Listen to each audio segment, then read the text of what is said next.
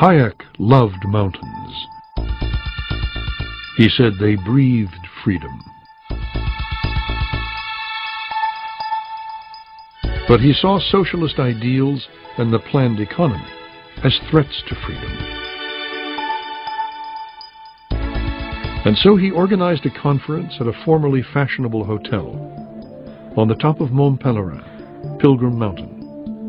Well, what happened in 1947 was that Hayek at last brought off a great dream, which was to assemble 36, mostly economists, some historians, a few journalists, a handful of what he regarded as survivors, good eggs, good intellectuals, who understood the market economy and the whole of the case.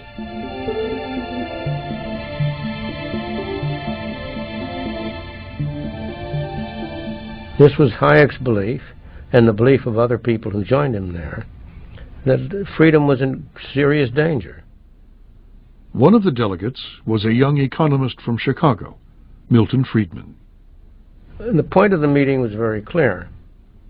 Hayek and others felt that the world was turning toward planning, and that somehow we had to develop an intellectual current that would offset that movement.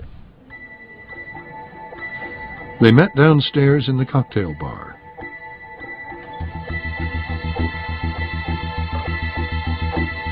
The room and its furniture are not much changed.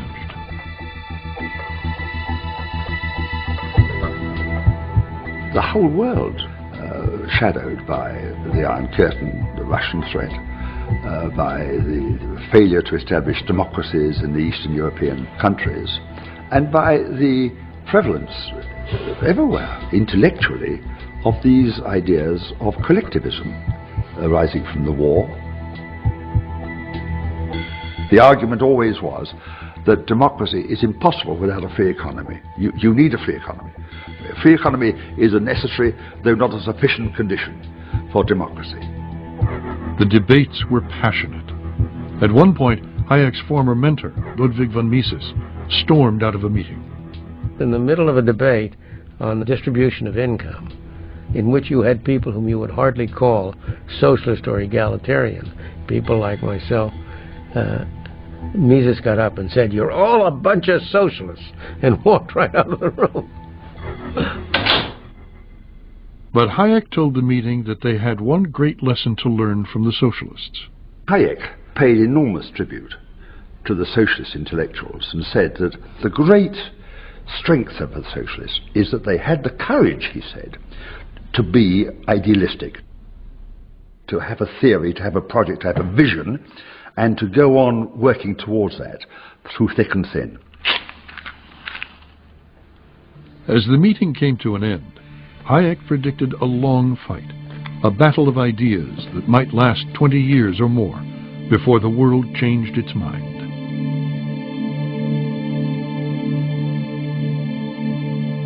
In the meantime, Hayek could see only one gleam of light.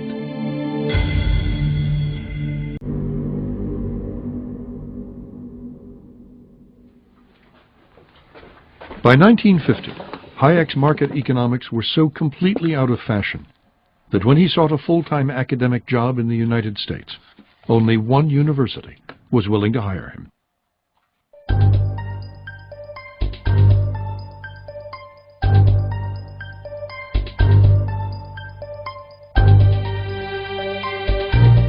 Chicago has always been an exceptional place,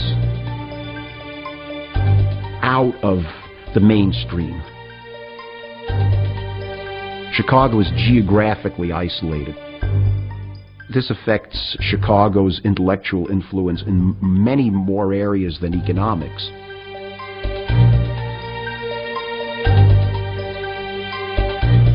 The University of Chicago's intellectual influence would grow. 8 professors and another 11 economists from Chicago went on to win Nobel Prizes. Gary Becker is one of them. When I came as a graduate student to Chicago in 1951, I was flabbergasted by how stimulating the atmosphere was. I had been a very good student at Princeton. My first day in Friedman's class, he raised a question. I answered. He said, "That's no answer. That's just rephrasing the question." That was the example of how blunt people were. Nobody was very polite.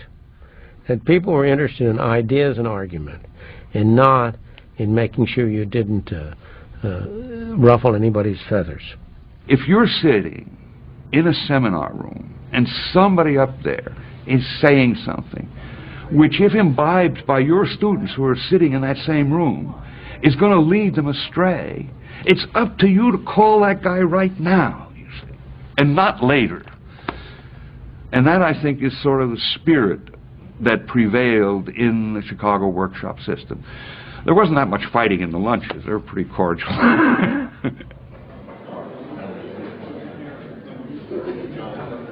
Lunches at the Quadrangle Club were famous for the intensity of intellectual discussion.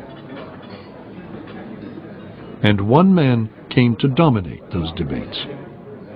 Somehow Milton managed to set the agenda of argument. And so there was a saying, everybody loves to argue with Milton, particularly when he isn't there, because he's a good arguer.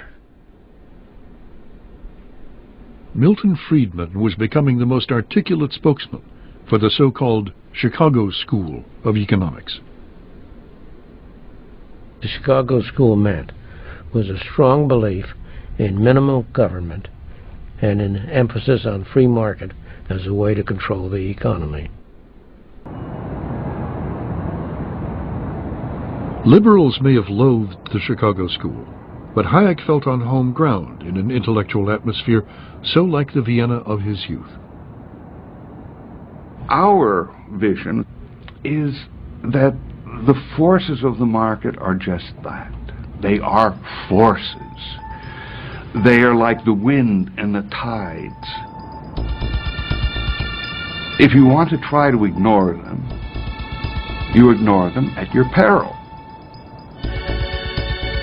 If you find a way of ordering your life which harnesses these forces to the benefit of your society, that's the way to go.